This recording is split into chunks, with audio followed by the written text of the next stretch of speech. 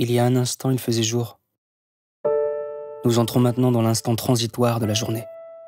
Le coucher de soleil, le crépuscule, l'avant-nuit, le demi-jour, le basculement, la tombée. Si c'est une transition naturelle, de la lumière, du paysage, du ciel, c'est aussi une transition pour les gens qui peu à peu quittent travail et école pour regagner leur domicile. On profite de l'extérieur si la météo nous le permet. On skate, on fait ses courses, on court, on va au bar, on s'assoit pour lire. Et si le ciel est dégagé, on regarde le coucher de soleil. Un instant instable et intense. Un instantané. Un instant raté.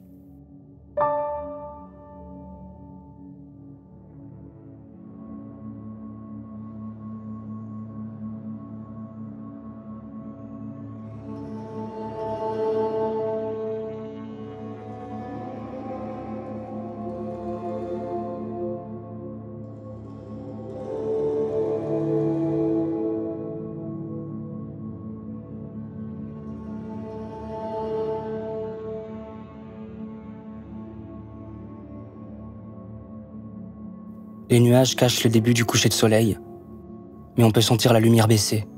Les passants passent en silence. Quelques jeunes gens sont assis sur des bancs ou près de l'eau. Ils enchaînent bière et discussions. D'autres, seuls, lisent au bruit des voitures qui passent derrière eux ou au son de la musique dans leur casque. Sur le canal, les mouettes se posent puis s'envolent synchronisées entre elles.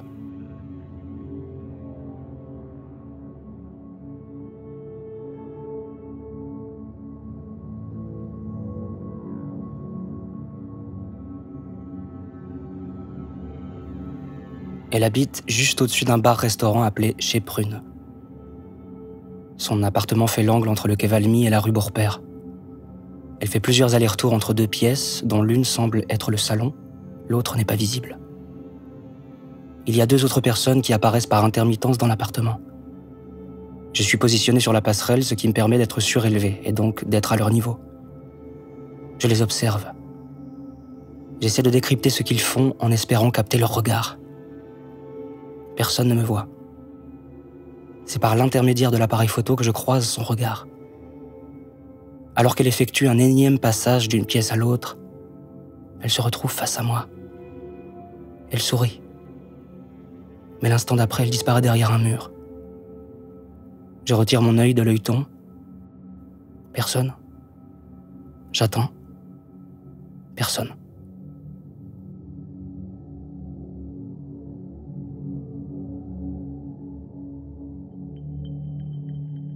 La lune est enfin visible.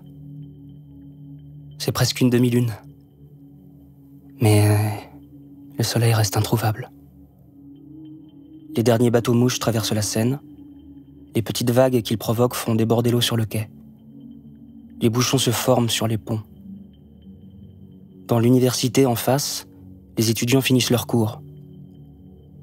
Dans le jardin sur la pointe de l'île, un homme seul est venu boire sa bière. Il est rejoint par un camarade. Juste en bas, un couple se promène sur le quai. Il disparaît au loin dans l'obscurité.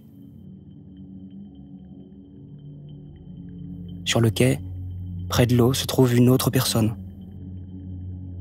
Un homme est allongé sur un banc sous un carton. Il semble dormir. Au loin, un petit bateau commence à s'approcher. 2 personnes à son bord. Un mot inscrit sur le côté du bateau devient peu à peu lisible. Le bateau se rapproche du quai puis se dirige vers le banc où est allongé l'homme.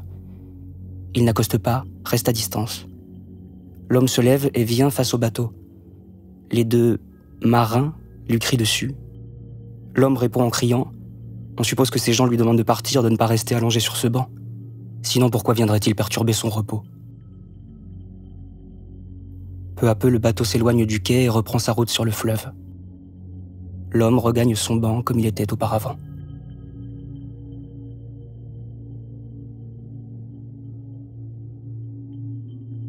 Un train sort du sol, tel un ver de terre. Aux abords de la place, les habitants fourmillent près des bouches du métro. D'autres attendent le bus. Ils sont tous éclairés d'une étrange lumière jaune. La fameuse lumière jaune vient du ciel. C'est surprenant, surréaliste, envoûtant, hypnotisant. Les nuages ont quasiment disparu et une fine pluie semble flotter dans les airs. D'un côté, la source de lumière, le soleil qui vit ses derniers instants pour nous. Il chute au ralenti, ne laissant derrière lui que ses flammes jaunes et oranges. Au loin, la ville semble en feu. Une apocalypse. Personne ne semble s'inquiéter. Littéralement de l'autre côté, la rencontre entre la lumière de l'astre et la pluie, un arc-en-ciel juste au-dessus de la place. Lui aussi n'en a plus pour très longtemps. Il fascine tout autant les passants qui n'hésitent pas à le prendre en photo. Ici, les bleus et les roses apportent une certaine douceur. Au final, ce couple soleil arc-en-ciel offre un spectacle grandiose digne d'une éclipse. Ils se répondent l'un et l'autre lors d'un instant magique qui ne durera que quelques minutes.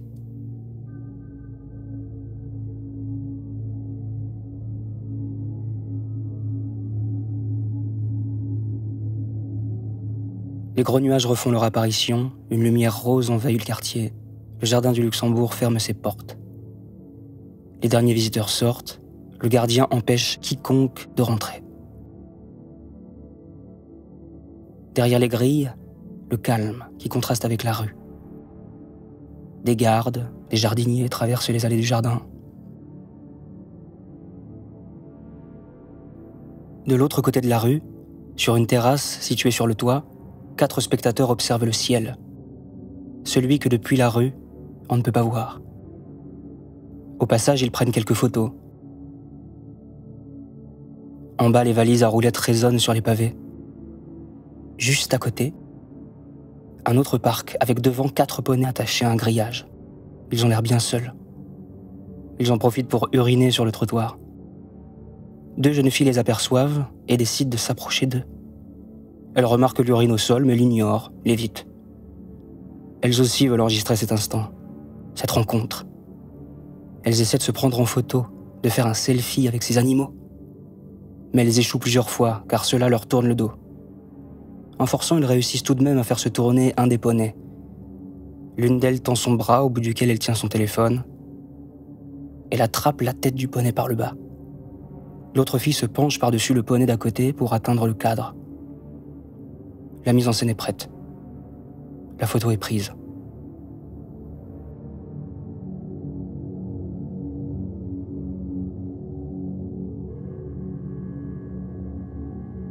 C'est l'heure bleue. La pluie apparaît et disparaît par intermittence. Les parapluies sortent et se rangent sans arrêt. C'est le moment de la journée où les enseignes lumineuses commencent enfin à jouer leur rôle. De toutes les intensités, de toutes les couleurs, comme le soleil qui se couche, c'est un spectacle de lumière. La pluie aide bien d'ailleurs, en offrant des reflets troubles sur le sol. Les gens semblent jouer à cache-cache. Un boulevard quasi désert. Et soudain, 2, 3 silhouettes sortent puis disparaissent quelques instants plus tard. Une en particulier attire l'attention, elle sort de terre. C'est celle d'un employé d'EDF. Il fait plusieurs allers-retours, depuis une trappe telle une fourmi ouvrière. Il travaille ainsi dans l'humidité, la pénombre, la solitude. Chaque fois qu'il monte et qu'il descend, il le fait avec précaution. Il fait attention de ne pas tomber. S'il tombait, peut-être que personne ne s'en rendrait compte. Si personne ne passe à l'instant où il chute, s'il ne peut pas se relever, s'il perd connaissance, en un instant, il peut basculer. Sa vie aussi.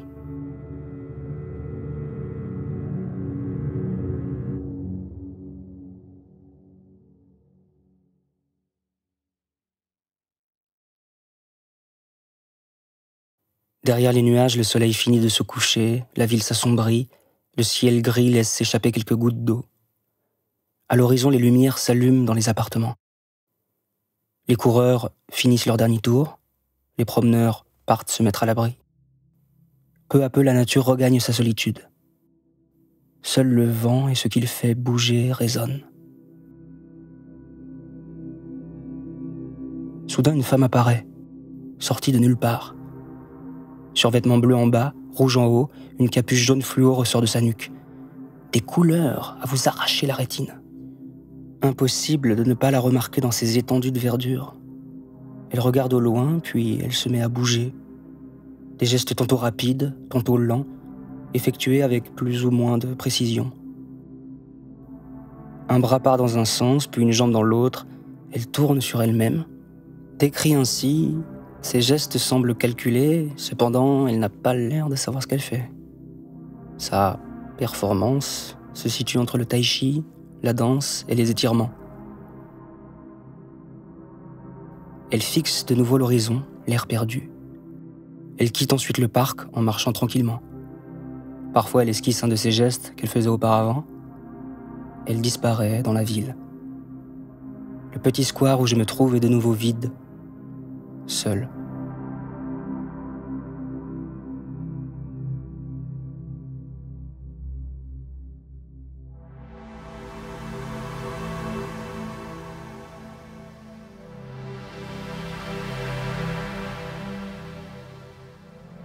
Un instant sculpté par la lumière naturelle du soleil et celles artificielles des rues. Tous ces instants sont des événements. Une rencontre entre le temps, l'espace et le hasard. Ils laissent une marque à un endroit précis, à un instant T. Une marque dans l'esprit aussi, dans la mémoire de ceux qui vivent ces instants et de moi qui les observe. L'instant d'après, il fait nuit.